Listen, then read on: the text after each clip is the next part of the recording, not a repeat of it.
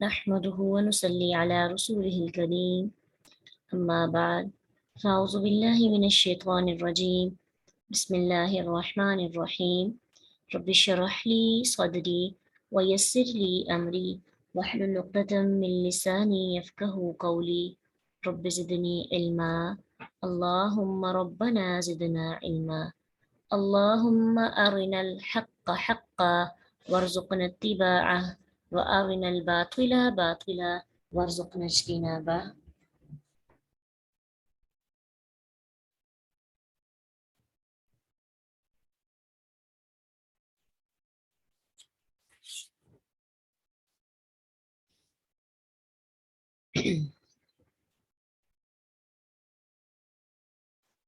28 سے وَإِمَّا تُعْرِضَنَّ عَنْهُمْ وَإِمَّا اور اگر تُعْرِضَنَّ تم اعراض کرتے ہو عنہم ان سے ابتغاء چاہنے کو رحمت رحمت من ربک اپنے رب کی طرف سے ترجوہا تم امید رکھتے ہو ہاں جس کی فقل تو کہنا لہم ان کے لیے یا ان سے قولاً بات میسورہ آسان. بات یہاں پہ ہوئی تھی اپنے عزیز و اقارب پر خرچ کرنے کی کہ ان پر خرچ کرو اور میانہ روی کے ساتھ اعتدال میں رہ کر. لیکن اگر آپ کے پاس ان کو دینے کو کچھ بھی نہیں ہے، ٹھیک ہے، یعنی ذی قربا، مسکین، ابن سبیل، اعراض یعنی بے رخی کرنے کی اجازت بالکل نہیں ہے. ایک صورت میں بس جائز ہے، یعنی ان سے اعراض نہیں ہم کر سکتے، ان کو منع نہیں کر سکتے کہ ہم نہیں آپ کو ہیلپ کریں گے، ہم آپ کو پیسے نہیں دیں گے، ہم آپ کی مدد نہیں کریں گے. یہ ہم پہ فرض کیا ہے کہ تم نے جیسے والدین کی عزت اور احترام کا خیال رکھنا ہے، ایون کہ اس سے پہلے توحید کا درس دیا گیا، اس کے بعد پیرنٹس کے بعد رشتہ دار آ جاتے ہیں، ان کی مدد کرو ضرور، ان سے اعراض نہ کرو. لیکن ایک صورت میں تم کر سکتے ہو، وہ صورت کیا ہے کہ تمہارے پاس دینے کو کچھ نہیں. ہاں، اس وقت تم اللہ کی رحمت کی امید اگر تمہیں ہو کہ اللہ تمہیں ضرور عطا کریں گے کبھی، پھر تم ان کی مدد کرو گے، تو کیا کہو ان کے لیے ایسے الفاظ معذرت کے استعمال کر لو جس میں بڑی نرمی ہو، جس میں بڑی آسانی ہو. جیسے اللہ کے نبی صلی اللہ علیہ وسلم کے پاس جب کوئی آتا نا کہ اللہ کے رسول ہمیں کچھ دیں، تو آپ کہتے میرے پاس کچھ بھی نہیں ہے، میں آپ کو کچھ نہیں دے سکتا. تو اسی طرح جب ہمارے پاس دینے کو کچھ نہ اور کوئی ہم سے مدد چاہے یا ہمیں لگے کہ فلاں بندہ ہیلپ کے قابل ہے، مستحق ہے، اس کی مدد ہونی چاہیے، اب وہ مانگ تو نہیں رہا، اس کا چہرہ سوال بن کے ہمارے پاس آ جاتا ہے، پھر ہم اسے تسلی تو دے سکتے ہیں نا کہ آج ہمارے پاس آپ کو دینے کو کچھ نہیں ہے، لیکن انشاءاللہ مجھے یقین ہے، مجھے امید ہے، ابتغاء رحمت من ربک ترجوہا فقل لہم قولا میسورا. اللہ کی رحمت کی اگر آپ کو امید ہے تو آپ اسے کہ مجھے اللہ جب بھی اس قابل بنائے گا تو میں آپ کی ضرور مدد کروں گی. ان تسلی دے سکتے ہیں اور احساس دلا سکتے ہیں کہ ہمیں آپ کا احساس ہے. جو احساس کے رشتے ہوتے ہیں نا، یہ بہت خوبصورت ہوتے ہیں. ہمارے پاس اتنا وقت بھی نہیں ہوتا ہم کسی کو تھپکی دے سکے، تسلی دے سکے، لیکن دیکھیں نا قرآن یہ کیا کہتے ہیں کہ ایون کہ اعراض نہیں کر سکتے. اگر ایک صورت میں ہمارے پاس کچھ نہیں ہے تو پھر اس صورت میں آپ کو اجازت تو ہے،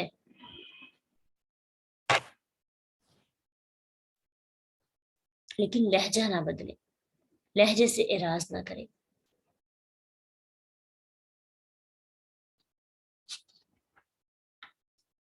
ولا تجعل اور نہ تم رکھو یدک ہاتھ اپنا مغلولتن بندھا ہوا الی عنقک اپنی گردن کی طرف، ولا اور نہ تبسطھا تم پھیلا دو اسے کل البسطی پورا پھیلا دینا، فتقعد پس تم بیٹھ جاؤ گے ملوما محسورا ملامت زدہ، حسرت زدہ ہو کر.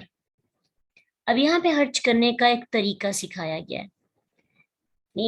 اسلام کے اندر، قرآن کے اندر، اللہ کی کتاب کے اندر ایک ایک چیز جو ہے نا ہمیں کلیئر کی جاتی ہے کہ کیا کام کس وقت کیسے کرنا ہے. اب خرچ کرنے کا حکم تو دیا جا رہا ہے، لیکن اس کا انداز سکھایا کہ جس طرح گردن کا توق ہوتا ہے اس کے ساتھ باندھ دیا جاتا ہے مجرموں اور قیدیوں سے، اور کہا جاتا ہے، اور ان کی ہاتھ جو ہیں گردن کے ساتھ باندھ دیے جاتے ہیں، اس طرح کنجوسی اختیار نہ کرو۔ اور البست سے مراد سخاوت، اور محصورہ سے مراد ہے جو تھک ہار کر چلنے سے رہ جائے، یعنی جو تھک کر بیٹھ جائے، اب اس کے پاس کچھ نہیں، سانس پھول گئی، اب خالی ہاتھ ہو کے بیٹھ گئے۔ تو مراد یہ ہے کہ بخیلی کرو گے تو خالق اور مخلوق دونوں کے ہاں ملامت کیے ہوئے بن جاؤ گے، اور پورا ہاتھ کھول دو گے، سب کچھ دے کر خالی ہاتھ ہو جاؤ گے تو اہل و عیال کی ملامت کے ساتھ ساتھ زندگی کی دوڑ میں تھک ہار کر بیٹھ جاؤ گے، پھر ممکن ہے کہ بھیک مانگنے تک نوبت آ جائے۔ اس لیے سب سے بہتر طریقہ، میانہ روی کا طریقہ کیا ہے؟ سورۃ فرقان کے اندر والذین اذا انفقوا لم یسرفوا ولم یقتروا وکان بین ذلک قواما، عباد الرحمن کی صفات میں سے ایک صفت یہ ہے کہ جب وہ خرچ کرتے ہیں نہ وہ فضول خرچی کرتے ہیں، نہ وہ خرچ میں تنگی اختیار کرتے ہیں۔ ان کا طریقہ کیا ہوتا ہے؟ معتدل، اعتدال۔ ایون کہ ہم نے صدقہ خیرات بھی کرنا ہے نا، تو اس میں بھی اس چیز کا خیال رکھنا ہے کہ اتنا دیں کہ ہمارے پاس باقی اپنے لیے بچ جائے۔ تو اگر بندہ اللہ کی اس بات کو نہیں مانے گا تو اللہ کہتے ہیں ملوم محصورہ، مدد نہیں کرو گے تب بھی ملامت زدہ، لوگ کہیں گے دیکھو اس کے پاس اتنی دولت ہے، اتنا پیسہ ہے، تو کبھی دوسروں کو اس نے دینے کا سوچا ہی نہیں ہے، اتنی کنجوسی ہے اس کے اندر۔ اگر اس طرح کریں گے تب بھی ملامت ہوں گے، اور اگر سب کچھ دے دیں گے تو گھر والے کہیں گے ہاں کرو کرو دوسروں کی ہیلپ، پھر اب تمہیں میرے آگے ہاتھ پھیلانے پڑے۔ بعض اوقات ایسا ہوتا ہے نا کہ ہم سب کچھ ہی دے دیتے ہیں، اور پھر جب اپنی باری آتی ہے تو پھر ہمیں دوسروں سے مانگنا پڑتا ہے، تو یہ طریقہ بھی اچھا نہیں۔ صدقہ خیرات کریں اتنا کہ اپنے پیٹ کا بھی خیال رکھ سکیں، معلوم محصورہ نہیں بننا، ملامت زدہ، حسد زدہ ہو کر پھر خود ہی ہم ٹینشن میں چلے جاتے ہیں کہ کاش میں اپنے لیے اتنے رکھ لیتی، آج مجھے ضرورت ہے۔ تو پھر اس وقت کے کاج سے بہتر ہے کہ پہلے ہی انسان سوچ سمجھ کر سٹیپ اٹھائے۔ حدیث میں آتا ہے، نبی صلی اللہ علیہ وسلم فرماتے، صحیح بخاری کی حدیث ہے، کہ بہترین صدقہ وہ ہے جس کے بعد غنا موجود رہے، یعنی غنا یعنی انسان فقیر نہ ہو جائے۔ فقیر کے پاس کچھ بھی نہیں ہوتا، ابھی ڈیفینیشن سیکھیے نا آج۔ فقیر وہ جس کے پاس کچھ نہ ہو، اور مسکین وہ جس کے پاس ضروریات زندگی پوری کرنے کے لیے کمی باقی رہے۔ تو کیا حدیث ہے کہ بہترین صدقہ وہ ہے جس کے بعد گنا موجود رہے، انسان فقیر نہ ہو جائے، اور ابتدا ان سے کرو جن کی تم پرورش کر رہے ہو، یعنی صدقہ خیرات کرنے کی ابتدا اپنے گھر سے کریں۔ اگر آپ کے گھر میں افاقہ ہے اور فاقہ کشی چھائی ہوئی ہے، ان کو ضرورت ہے پیسے کی، بھوک ہے، تو اس وقت جیسے اللہ کے رسول صلی اللہ علیہ وسلم کے پاس ایک شخص آیا نا، تو نبی صلی اللہ علیہ وسلم نے اسے صدقہ کا کہا، تو کہنے لگے کہ کس کو صدقہ دوں؟ کہا اپنے مکہ کے اندر جو سب سے غریب آدمی ہے نا اس کو صدقہ دو۔ کہنے لگا اس پورے علاقے کے اندر مجھ سے زیادہ غریب آدمی تو کوئی ہے نہیں۔ تو اللہ کے رسول صلی اللہ علیہ وسلم نے کہا چلو یہ صدقہ تم خود اپنے بچوں کو دو۔ تو صدقہ خیرات کے مستحق سب سے پہلے اپنے گھر والے ہوتے ہیں، پھر اس کے بعد اگر آپ کو کوئی نظر آتا ہے، کیونکہ رشتہ داروں میں سب سے پہلے پھر پیرنٹس ہی آتے ہیں نا، پیرنٹس، پھر اپنے بہن بھائی، تو اگر ان کو ضرورت ہے تو اس وقت صدقہ ان کو دینا چاہیے۔ ان ربک یبسط الرزق لمن یشاء ویقدر، بے شک آپ کا رب کشادہ کر دیتا ہے رزق جس کے لیے چاہتا ہے، اور جس کے لیے چاہتا ہے تنگ کر دیتا ہے۔ انہو قان، بے شک وہ رب بعبادہ اپنے بندوں کی خبیر بصیرہ، خوب خبر رکھنے والا، خوب دیکھنے والا ہے۔ یعنی وہ جانتا ہے کہ کسی کتنا رزق دینا ہے، کسی کو زیادہ کسی کو کم رزق دے دیتا ہے، اس کی حکمت ہے۔ اگر سب لوگ برابر ہوتے نا تو دنیا کا کام نہ چل سکتا۔ دولت مند ہونا یا فقیر ہونا نیکی یا بدی پر منحصر نہیں ہے، بلکہ یہ تو اللہ کی مرضی پر ہے۔ بعض اوقات مومن بہت امیر ہو جاتا ہے اور بعض اوقات مومن ہوتا ہے اللہ کی عبادت گزار کا عبادت کرنے والا بندہ، لیکن ضروریات پوری نہیں کر پاتا، تو یہ اللہ کی مرضی ہے، کسی کو زیادہ دے دے کسی کو کم دے دے، زبردستی اس فرق کو مٹایا نہیں جا سکتا۔ جیسا کہ سوشلسٹ معاشرہ، کمیونسٹ معاشرہ، ان کی خواہش اور کوشش تھی نا کہ انہوں نے لاکھوں لوگوں کو اپنے انڈر کیا اور سب کو ایکول دولت ڈسٹریبیوٹ کرنے کی کوشش کی، لیکن انہوں نے منہ کی کھائی، کیونکہ یہ فطرت سے جنگ ہے جو کبھی بھی کامیاب نہیں ہو سکتی کہ انسان سارے سب کے پاس ایک جیسا پیسہ ہو، سب ایک جیسے زندگی جئیں، سب ایک جیسا کھائیں۔ یہ اللہ نے فرق رکھا ہے۔ ان اللہ ان ربک یبسط الرزق لمن یشاء ویقدر، اللہ کہتے ہیں وہ جس کا چاہتا ہے رزق کشادہ کر دیتا ہے اور جس کا چاہتا ہے تنگ کر دیتا ہے۔ تو یہ اللہ کی تقسیم پر شکوہ بھی نہیں ہونا چاہیے اور ہم اس کو ختم کرنے کی کوشش بھی نہیں کر سکتے۔ اسی طرح جو سرمایہ داری کا نظام ہے اس میں سود اور دوسرے ناجائز طریقوں سے سارے کا سارا مال مالکوں یعنی چند لوگوں کو دے دیا جاتا ہے، وہ بیٹھ جاتے ہیں کرسی پر، سب ان کے محتاج ہوتے ہیں۔ یہ بھی طریقہ اچھا نہیں، اللہ کو یہ بھی منظور نہیں۔ جہاں یہ نظام ہوگا وہاں معاشرے میں ظلم و ستم، حرص اور ہوس یہ پائی جائے گی۔ حقیقت یہ ہے کہ امیر اور فقیر کے اس فرق کو ختم کرنا نہیں بلکہ اعتدال میں رکھنا یہ ضروری ہے کہ عدل قائم ہو۔ اعتدال کیا ہے کہ آپ امیر لوگ جو ہیں اپنی زکوٰۃ غربا میں کریں، اگر سب ایکول ہوتے ہیں تو زکوٰۃ کس کو دی جائے؟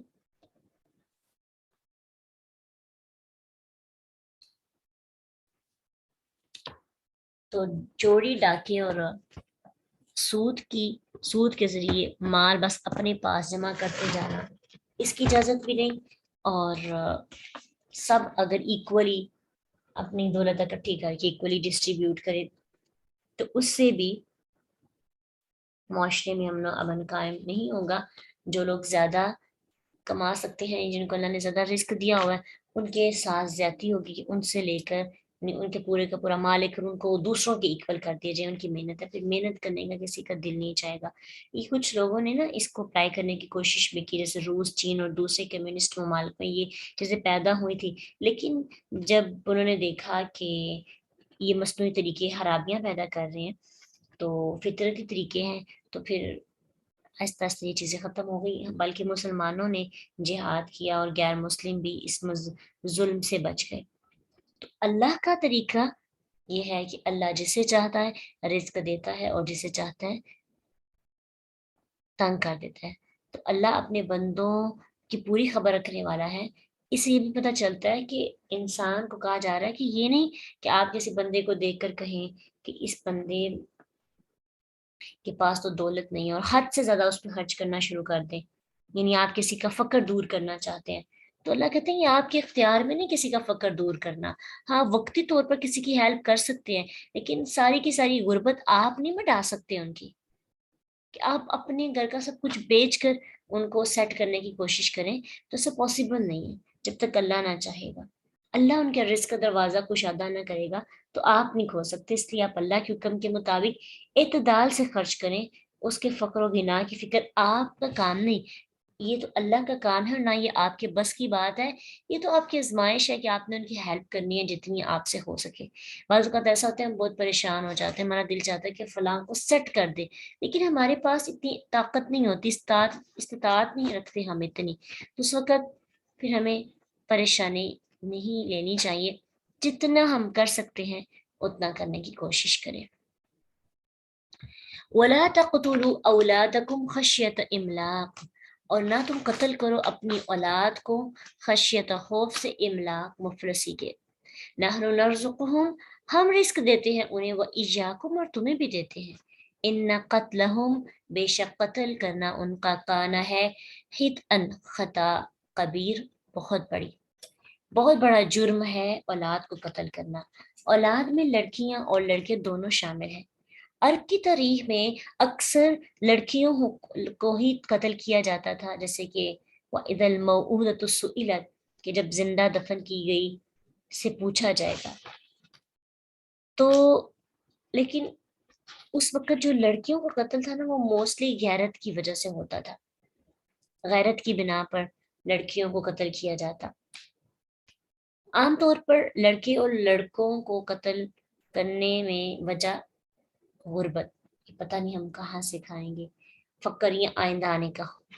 जैसे अभी भी औलाद को मुफलसी के डर से, बाज़ औक़ात कुछ ऐसे तबके से भी आप वाकिफ होंगे कि लोग क्या करते हैं कि परवरिश नहीं कर पाते, और उनको जो है ना वाक़यात सुनने को मिलते हैं कि बाप अपनी पैदा हुई वाली बेटी को, या बेटी का मोस्टली आज भी बेटी का जिक्र किया जाता है, बेटी को भी बहुत समझा जाता है ना रिस्क के एतबार से भी।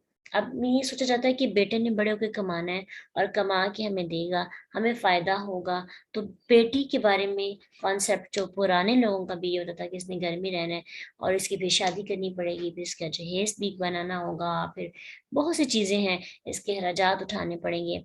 तो बेटी को भी मोस्ट, एक तो गैरत की बिना पर, और दूसरा औलाद को मुफलिसी के डर की वजह से उसे मार दिया जाता। तो अल्लाह कहते हैं रिस्क हम देते हैं, आप नहीं देते। तुम्हें भी रिस्क हम ही दे रहे हैं, हमारा खा रहे हो और अपने आप को खुदा समझ बैठे हो। इसलिए ये एक बहुत कबीरा गुनाह है। जैसे शिर्क एक कबीरा गुनाह है ना, ऐसे औलाद का कत्ल भी कबीरा गुनाह है। हाँ, वो फिर आप उसकी पैदाइश से पहले ही उसे मार दें, जब बच्चे की पूरा प्रोसेस हो जाता है और वो पूरा बच्चा बन जाता है, उसके बाद जब हम मिसकैरेज करवा, यानी अपना खत्म करवा देते हैं, वो पैदाइश उसकी ना हो, तो वो भी एक कत्ल के बराबर होता है। तो उस सूरत में भी इजाजत नहीं। मसलन आगे ना अगली आयत में जिना की बात हो रही है, तो मोस्टली ये काम जिना के बाद होता है, यानी जिना कर लिया, अल्लाह ताला ने जो है बच्चे की खुशखबरी दे दी। अब वो उनके लिए खुशखबरी तो नहीं होगी, मुआशरे से बचने के लिए 2-4 माह के बाद जब प्रॉपर बच्चे की ग्रोथ शुरू होती है, तो उस वक्त उसको क्या किया जाता है, कत्ल करवा दिया जाता है। माँ के पेट में ही उसको कत्ल किया जाता है। जब उसकी पूरे एज़ा उसके कंप्लीट हो जाते हैं ना, तो उस वक्त इस तरह का जो काम होता है वो कत्ल के बराबर होता है। तो चाहे वो नाजायज है या जायज। अब कुछ देर पहले एक ये भी वाकया करीबी ही है जिनके साथ ये हुआ कि उन्होंने देखा कि उनकी डॉक्टर्स ने बताया कि आपका जो बेबी है वो उसकी शायद सर का मसला है, सर बड़ा है या सर में पानी की थैली है, तो वो अब नॉर्मल उसकी पैदाइश होगी। अब नॉर्मल की पैदाइश से बचने के लिए उन्होंने अपनी औलाद का कत्ल करवा दी, इवन के 6 मंथ्स के बाद या 5 मंथ्स के बाद।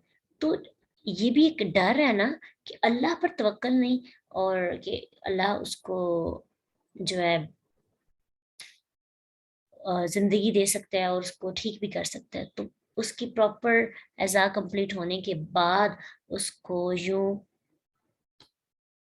अंदर से सब कुछ क्लीन करवा देना, तो ये कत्ल की ही बराबर है।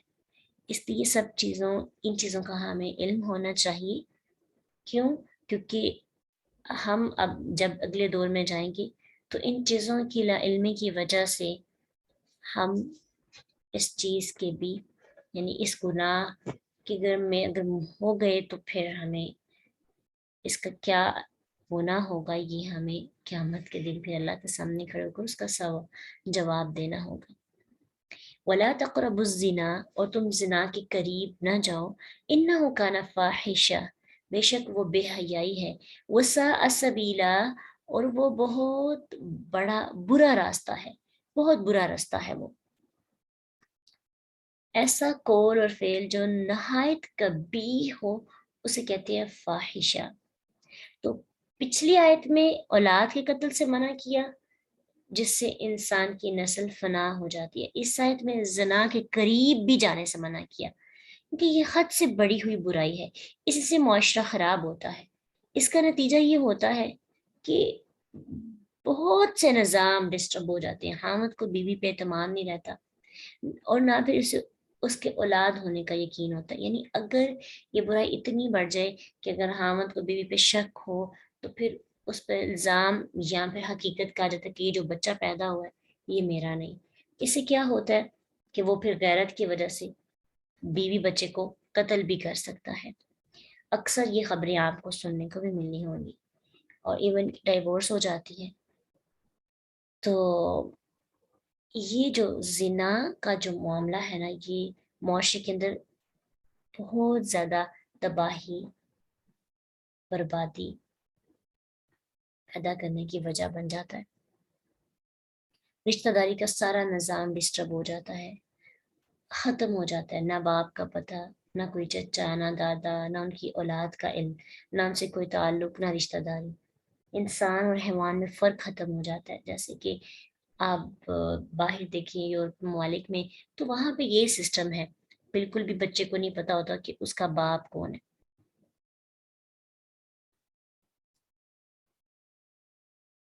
تو بے حیائی اور زنا کا ہر کام جو ایون کہ جو چیز ہمیں زنا کے قریب کرتی ہے اس کی بھی اجازت نہیں. یہاں پہ ہی ولا تقربوا الزنا, زنا کے قریب بھی نہ جاؤ. اس چیز کے قریب جو آپ کو زنا کی طرف لے کے جاتی ہے اس کے قریب پھٹکو بھی نہ. تو اس میں بہت سی چیزیں یعنی جو سٹیپس شروع میں ہوتے ہیں, مثلا ریلیشن بننا, پھر اس کے بعد کانٹیکٹ ہونا, بات چیت کرنا, تنہائی میں ملاقات, تو یہ سب چیزیں زنا کے قریب کرتی ہیں. ان سب چیزوں سے منع کیا گیا ہے.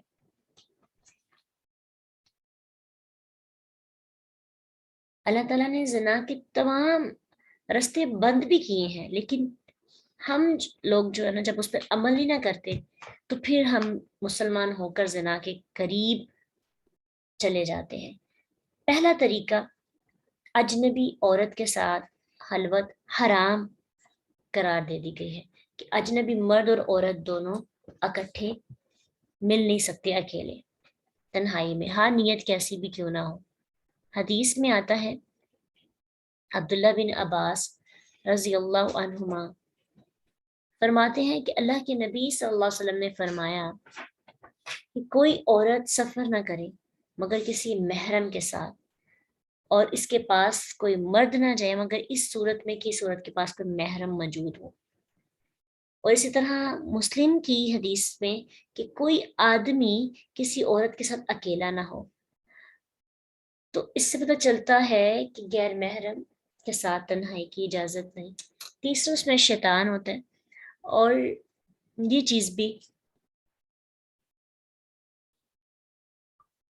زنا کے قریب ہونے کا باعث بنتی ہے. اب دیکھیں نا, جیسے ڈیٹس پہ چلے جاتے ہیں اور کالز پہ یا میسیجز پہ جو تنہائی ہوتی ہے غیر محرم کے ساتھ, وہ بھی تنہائی جو ہے یعنی اس کو بھی ہم تنہائی کہیں گے کہ اس وقت ہمیں کوئی نہیں دیکھ رہا, ہم کیا بات کر رہے ہیں, کیا اسے کہہ رہے ہیں. تو جیسی کسی بھی طرح کی ہم بات کر لیتے ہیں, اس میں حد سے بھی گزر جاتے ہیں, تو وہ بھی زنا کے ہی انڈر وہ چیز آ جاتی ہے. اس لیے ان سب چیزوں سے ہمیں منع کیا گیا. اگر ہم منع نہیں ہوں گے تو پھر ہم اپنا ہی نقصان کریں گے, اور پھر ایسا نقصان ہے کہ اس کا کوئی دنیا کے اندر بھی ذلت, رسوائی, اور آخرت کے اندر اس کا کیا انجام ہوگا, یہ تو پھر ہم اس وقت جو ذلت برداشت کرنی پڑے گی وہ قابل برداشت نہیں ہوگی. جب اللہ کے نبی صلی اللہ علیہ وسلم نے ایسے منع کیا نا تو عورتوں کے پاس جانے سے منع فرمایا, تو اس پہ پھر صحابہ نے کہا کہ اے اللہ کے نبی, ایک انصاری آدمی نے پوچھا آپ ہمون کے بارے میں کیا کہتے ہیں, یعنی حامد کے جو قریبی رشتہ دار ہیں, بھائی یا چچا زاد یا کزن وغیرہ, ان کے متعلق کیا ہے, کیا وہ بھی نہیں کر سکتے, وہ بھی اکیلے نہیں ہو سکتی ہیں. تو کہنے لگے اللہ کے رسول صلی اللہ علیہ وسلم فرمایا کہ ہمون تو موت ہے, جو دیور ہے وہ تو کیا ہے, موت ہے, اس سے تو زیادہ پرہیز کرنے کی ہمیں ضرورت ہے. اب آج کے دور میں اگر آپ کوئی اس طرح سے قصہ وغیرہ سنتے ہیں کہ فلاں نے فلاں کے ساتھ زنا کیا, تو اس میں نا جو پرسنٹیج زیادہ ہے نا محمد کے بھائی کے ساتھ شادی کے بعد جو معاملات ڈسٹرب ہو جاتے ہیں. اسی طرح خالو کے ساتھ، یعنی خالو کے ساتھ حالانکہ ہوتے ہوئے نکاح تو جائز نہیں ہے، لیکن یہ معاملات بھی بڑے خراب ہو رہے ہیں، یعنی اس طرح کی سٹوریز سننے کو آتی ہیں. پھر اسی طرح بہنوئی کے ساتھ، بہنوئی کے ساتھ بھی معاملات خراب ہوتے ہیں. اس طرح کے کیسز سامنے آتے ہیں کہ بہن نے اپنے بہنوئی کے ساتھ ریلیشن بنا لیا اور اس کے بعد اس نے اپنی بیوی کو طلاق دے دیا اور اپنی سالی کے ساتھ نکاح کر لیا. تو یہ جو قریبی قریبی رشتے ہوتے ہیں نا، جن پہ شک نہیں لوگ کر سکتے، بہنوئی کے ساتھ اگر آپ بات کر رہے ہیں تو کوئی آپ پہ شک نہیں کرتا، اسے بائی کا درجہ دیا جاتا ہے، عزت کا ایک رشتہ سمجھا جاتا ہے. اسی طرح دیور جیٹ کے ساتھ بات کریں، ایون کہ ان کے ساتھ کہیں باہر شاپنگ پہ بھی چلے جاتے ہیں تو کوئی شک نہیں کرتا. تو جن رشتوں کے اندر شک کی گنجائش نہیں نا، معاشرہ شک نہیں کرتا، ان کے اندر معاملات زیادہ خراب ہوتی ہیں. کیوں؟ کیونکہ انسان آزاد ہوتا ہے کہ کون سا کسی نے پوچھنا ہے، کسی نے کچھ کہنا ہے. تو یہ آپ شاید کہیں گے کہ یہ اس طرح سے ہوتا نہیں، بلکہ اس طرح کے کیسز جو ہیں جب دیکھنے کو ملتے ہیں تو بہت زیادہ ڈسٹرب ہو جاتا ہے دماغ کہ اللہ ہم سب کی حفاظت کرے، ہمیں بچائے. اسی لیے تو کہا جاتا ہے کہ منع کیا گیا ہے کہ وہ کوئی بھی رشتہ ہو، غیر محرم ہے، آپ کا کزن ہے، کزن کے ساتھ بھی آپ شاپنگ کے لیے یا کہیں پہ بھی کسی بھی جگہ نہیں جا سکتے، وہ چاہے کتنا ہی قابل اعتماد کیوں نہیں، آپ کا چچا زاد ہی کیوں ہے، آپ کا خالہ زاد یا ماموں زاد، بہت قریبی بچپن سے آپ ان کے ساتھ بڑے ہوتے ہوئے آئے ہیں، لیکن پھر بھی وہ غیر محرم ہے. اور غیر محرم ہی ہوتا ہے، وہ محرم رشتوں جیسی غیرت اور وہ پروٹیکشن ہمیں نہیں دے سکتا، وہ تحفظ نہیں دے سکتا، کیونکہ اس کے ساتھ بھی ایک نفس ہے اور ہمارے ساتھ بھی نفس ہے. تو غیر محرم سے تنہائی کسی صورت میں بھی جائز نہیں. اگر ہم کریں گے تو ہم حرام کام کر رہے ہیں، اور حرام کام گویا کہ پھر اسلام کی حدود کو پامال کیا جا رہا ہے. دوسری چیز اپنی عزت کی حفاظت کے معاملے میں اور زنا سے بچنے کے لیے زنا کا جو رستہ بند کیا ہے، اس میں فرمایا کہ مردوں اور عورتوں کو حکم دیا کہ دونوں اپنی نگاہ نیچی رکھیں، اپنی عزت کی حفاظت کریں. سورۃ نور کے اندر آیت نمبر 30 اور 31 کے اندر اس کی تفصیل بھی ہے. آنکھیں اور کان چونکہ دل کا دروازہ ہے. حدیث میں آتا ہے، ابن عباس رضی اللہ عنہما فرماتے ہیں کہ اللہ کے نبی صلی اللہ علیہ وسلم نے فرمایا کہ اللہ نے ابن آدم پر زنا میں سے اس کا حصہ لکھ دیا جس سے وہ لامحالہ پانے والا ہے. پس آنکھوں کا زنا ان کا دیکھنا ہے، کانوں کا زنا ان کا سننا ہے، زبان کا زنا بولنا ہے، اور نفس جب تمنا اور خواہش کرتا ہے نا تو پھر شرمگاہ اس کی تصدیق کرتی ہے یا تکذیب کرتی ہے. یعنی جب ہمارا نفس خواہش رکھتا ہے کہ مجھے ضرورت ہے کسی کی، یہ انسان سوچتا ہے، پھر جب سوچتا ہے تو پھر اللہ کی طرف سے آزمائش آتی ہے، لوگ اس کے قریب آنے لگتے ہیں، اس پہ حملے ہوتے ہیں. پھر ان حملوں کے اندر جب انسان پڑ جاتا ہے، یعنی وہ اس آزمائش پہ پورا نہیں اترتا، کسی کے ساتھ ریلیشن بنا لیتا ہے. ابھی فی الحال آنکھوں کے ذریعے بار بار دیکھنا، پہلی نظر معاف ہے، لیکن جب باپ شہوت سے دوسری تیسری چوتھی بار دیکھتے ہیں تو وہ پھر زنا میں آ جاتا ہے. اس کے بعد اس کے ساتھ بات چیت کرتے ہیں، زبان کا زنا، کان سے اس کو سنتے ہیں، اس کی باتوں کو مزے لے لے کر انجوائے کرتے ہیں. تو کانوں کا زنا ہم سمجھتے ہیں کہ جب تک بڑا حدود کو پامال نہیں کریں گے تو زنا کا ہم مرتکب نہیں ہوں گے. یہ چھوٹے چھوٹے کام، آنکھیں، کان، زبان، یہاں سے معاملات شروع ہوتے ہیں اور پھر جا کے معاملات ختم ہوتے ہیں آخری حد تک. پھر انسان اپنی عزت بھی لٹا دیتا ہے. وہ موقع ایسے ہوتے ہیں کہ انسان سمجھتا ہے کہ اس سے زیادہ میرا کوئی سگا ہے ہی نہیں، اس سے زیادہ محبت کرنے والا کوئی مجھ سے ہے نہیں، میرا کنٹرول نہیں، یا انسان آپے سے باہر ہو جاتا ہے، انسان کو سمجھ نہیں آتی. اس لیے جو تمنا اور خواہش پیدا ہوتی ہے نا، وہاں پہ اس کو ختم کرنا چاہیے. جب تمنا اور خواہش کو بار بار سوچیں گے، بار بار اس کو تسکین دیں گے، چاہے ریلیشن نہ رکھیں، وہ تسکین، وہ تمنا، وہ خواہش جو سوچنے سے ہمیں سکون پہنچاتی ہے، پھر ہم چاہیں گے کہ سوچنے سے اتنا سکون مل رہا ہے، لذت مل رہی ہے، یعنی اس کو لذت کہہ رہی ہیں، وہ سکون نہیں ہے جو ہم سمجھتے ہیں، لذیذ چیز جو لگتی ہے، ٹیسٹ آتا ہے کہ سوچنے سے اتنا ٹیسٹ آ رہا ہے، تو جب ہم اس کے ساتھ رشتہ بنائیں گے تو ہمیں کتنا مزہ آئے گا۔ یہ انسان کا نفس کا حملہ ہے نا، تو پھر انسان کیا کرتا ہے کہ انسان اور قریب ہو جاتا ہے اور اس کے قریب جانے کی کوشش کرتا ہے، پھر اپنی عزت لٹا بیٹھتا ہے۔ تو پہلا طریقہ کیا سکھایا زنا سے بچنے کا؟ غیر محرم سے تنہائی نہ کی جائے، اور دوسرا طریقہ اپنی آنکھوں کی، اپنے کان کی، اپنی زبان کی حفاظت کریں، آنکھوں سے بار بار دیکھیں نہیں غیر محرم کو۔ شہوت سے دیکھنا تو واقعی پھر زنا ہے نا۔ ایک بندہ آپ کو پسند ہے، پھر ہم بار بار اس کو دیکھتے ہیں تو شہوت بڑھتی ہے اس سے۔ پھر اسی طرح کانوں کو اور زبان کو بھی پاک رکھنا ہے۔ تیسرا طریقہ جو بتایا ہے، عورتوں کو خاص طور پہ پردے کا حکم دیا اور اپنی زینت ظاہر کرنے سے منع کیا، اس سے بھی انسان زنا سے بچ جاتا ہے۔ عورتیں غیر محرم سے پردہ کریں، اپنے اعضاء کی حفاظت کریں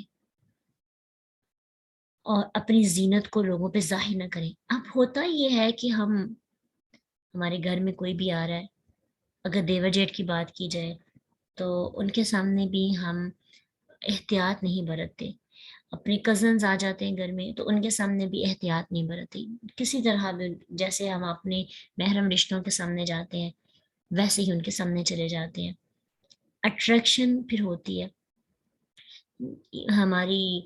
ہمارے ہاتھوں میں، ہمارے ایون کے بازو جو ہے، پھر بہت سی چیزیں ہوتی ہیں، کچھ پارٹس ہوتے ہیں کہ جن میں بڑی اٹریکشن ہوتی ہے، تو اس لیے کمپلیٹلی اپنے آپ کو کور کرنے کی کوشش کریں، کور کر کے باہر نکلیں، شادی بیاہ فنکشنز پہ جاتے ہیں حجاب کریں، تاکہ کسی طرح بھی ہم غیر محرم کو اٹریکٹ نہ کریں، ہم ایک ڈکی ہوئی چیز کی طرح باہر نکلیں۔ باہر نکلنا منع نہیں، لیکن خود کو کور کیا جائے اور اپنی زینت ظاہر نہ کی جائے، اگر زینت ظاہر کرنی ہے تو صرف حامد کے لیے۔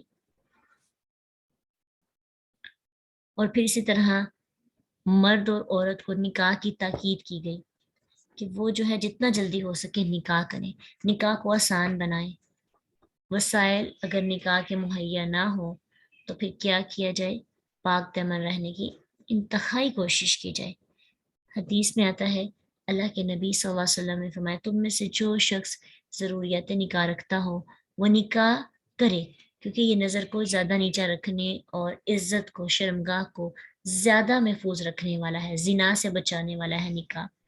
کیونکہ شہوت جب آئے گی تو پھر انسان اپنی عورت، اپنی بیوی کے پاس جائے گا، اس سے اپنی ضرورت پر پوری کرے گا، لیکن جو طاقت نہیں رکھتا پھر وہ کیا کرے؟ روزے رکھے تاکہ اس کی شہوت ختم ہو، کیونکہ روزے اس کی شہوت کو کچلنے کا باعث بنتے ہیں۔ اور چوتھا طریقہ، زنا کرنے والوں مردوں اور عورت کو سزا، جو آج کے دور میں نہیں دی جاتی، اسی وجہ سے زنا عام ہو گیا ہے۔ اگر زنا پر سزا دی جائے نا، انتہائی ثبوت کے ساتھ، ہمیں پتہ چل جائے کہ دو لوگوں نے زنا کیا ہے، تو کیا سزا ہے؟ کنواری اور کنوارے کے لیے 100 کوڑے اور 1 سال جو جلا وطنی، یعنی اسے ملک سے باہر نکال دیا جاتا ہے، اور رجم سے یہ بہت کم ہے۔ اور جو غیر کنوارے ہوتے ہیں مرد، اور شادی شدہ مرد اور عورت، ان کے لیے 100 کوڑے اور رجم کی سزا، جو انتہائی سخت سزا ہے، جو شادی کے بعد بھی نہیں رکتا، اسے رجم کرنے کا حکم دیا گیا ہے۔ تو اس لیے اگر یہ آج کے دور میں شروع ہو جائے نا یہ سسٹم پراپر، جو اللہ کے نبی صلی اللہ علیہ وسلم کے دور کے اندر تھے، تو میرا خیال ہے کہ زنا جو ہے بہت کم ہو جائے۔ لیکن ہم چونکہ یہ معاملات جو ہیں ہم کرتے نہیں، سزائیں دی نہیں جاتی، تو پھر لوگوں کو زیادہ اپرچونیٹیز ملتی ہیں۔ وساء سبیلا، وہ ہے بہت برا رستہ، اگر یہ کھل جائے اس پر چل کے لوگ آپ کے گھر بھی آ پہنچیں گے، پھر کسی کی ماں، بیٹی، بیوی یا بہن کی عزت محفوظ نہیں رہے گی. یہی بات نبی صلی اللہ علیہ وسلم نے ایک نوجوان کو سمجھائی تھی جس نے آپ سے زنا کی اجازت مانگی کہ اللہ کے نبی مجھے اجازت دیجیے زنا کی. تو آپ کو پتہ ہے جب صحابہ نے بات سنی تو سخت غصے میں آ کے ڈانٹنا شروع کیا، خاموش ہو جو اللہ کے نبی کے ساتھ کیا باتیں کر رہے ہو، زنا کی اجازت مانگ رہے ہو. کیونکہ شہوت جب آتی ہے نا تب انسان کو سمجھ نہیں آتی. شہوت کہتے ہیں کہ اپنی جنسی ضروریات کو پورا کرنے کی خواہش. تو اسے خاموش کروانے کا کہا. اللہ کے نبی صلی اللہ علیہ وسلم نے فرمایا میرے قریب آؤ. جب وہ قریب آیا وہ بیٹھ گیا. آپ نے کہا کیا تو اس کام کو اپنی ماں کے لیے پسند کرتا ہے؟ کہنے لگا نہیں اللہ کے نبی کبھی بھی نہیں. آپ نے کہا تو لوگ بھی اس کو اپنی ماں کے لیے پسند نہیں کرتے. پھر آپ نے فرمایا کیا تو اپنی بیٹی کے لیے پسند کرتے؟ کہنے لگا نہیں اللہ کی قسم میں تو ہرگز نہیں پسند کروں گا. آپ نے کہا لوگ بھی اس کو اپنی بیٹی کے لیے پسند نہیں کرتے. پھر آپ نے فرمایا کیا تم اپنی بہن کے لیے پسند کرتے ہو، اپنی پھپھی کے لیے پسند کرتے ہو، اپنی خالہ کے لیے پسند کرتے ہو؟ ہر بار وہ کہتا رہا نہیں میں اپنی پھپھی کے لیے بھی پسند نہیں کرتا، خالہ کے لیے بھی نہیں کرتا، اپنی بیٹی کے لیے بھی نہیں کرتا، کبھی بھی نہیں کرتا. اللہ کے رسول صلی اللہ علیہ وسلم نے اسے پیار سے سمجھایا کہ اسی طرح دوسروں کی بہنیں بھی خالہ، کسی کی پھپھی، کسی کی بیٹی، بہن یا بیوی ہوتی ہے، اس لیے یہ کام سخت ناپسند ہے. پھر آپ صلی اللہ علیہ وسلم نے اپنا ہاتھ اس پہ رکھا اور یہ دعا کی اللہم اغفر ذنبہ وطہر قلبہ وحسن فرجہ. الہی اس کے گناہ بخش، اس کے دل کو پاک کر، اسے عصمت والا بنا، اسے پاکیزہ بنا. پھر کیا ہوا کہ یہ نوجوان پھر زندگی میں کبھی ایسے کسی کام کی طرف نہیں جانتا تھا. اللہ نے اس کو کنٹرول دے دیا، سیلف کنٹرول اس کو مل گیا. تو اس لیے ہم برائی کو ویلڈ نہیں قرار دے سکتے، ہمیں اپنے نفس کو کنٹرول کرنا پڑے گا، اور نفس کا کنٹرول نہیں ہوگا تو پھر ہم آگے بڑھتے چلے جائیں گے. اور یہ چیز یاد رکھیے زنا تک پہنچنا یعنی جو جس سے بالکل عزت خراب ہو جاتی ہے، اس تک پہنچنے کے جو پہلے سٹیپس ہیں ان پر کنٹرول کرنا چاہیے. ان پہ کنٹرول ہوگا، وہاں پہ عزت کی حفاظت کریں گے، پردہ کریں گے، نظریں نیچی رکھیں گے، غیر محرم کو شہوت سے دیکھنے سے پرہیز کریں گے، زنا آنکھوں، کانوں اور زبان کی زنا سے بچیں گے، تو انشاءاللہ اللہ تعالیٰ ہمیں کبھی بھی ایسا موقع ہم پہ نہ لائے کہ ہم ان کاموں میں ملوث ہوں. اللہ سے دعا ہے کہ اللہ ہماری عزتوں کی حفاظت کرے، ہماری نوجوان لڑکیوں کی عزتوں کی اللہ حفاظت کرے، ان کو پاکیزہ پاک دامن بنائے. آنکھوں کا حیا اور آنکھوں کی حیا، دل کا پاک ہونا اللہ ہمیں عطا کرے، کیونکہ عزت بہت ضروری ہے. اگر آج ہم اپنی عزتیں محفوظ رکھیں گے تو ہم کل کو اپنی نسل کو بھی اس کی تربیت دے سکتے ہیں. اللہ ہم سب کی حفاظت فرمائے. وآخر دعوانا ان الحمد للہ رب العالمین. سبحانک اللہم وبحمدک نشہد ان لا الہ الا انت نستغفرک ونتوب الیک. السلام علیکم ورحمۃ اللہ وبرکاتہ.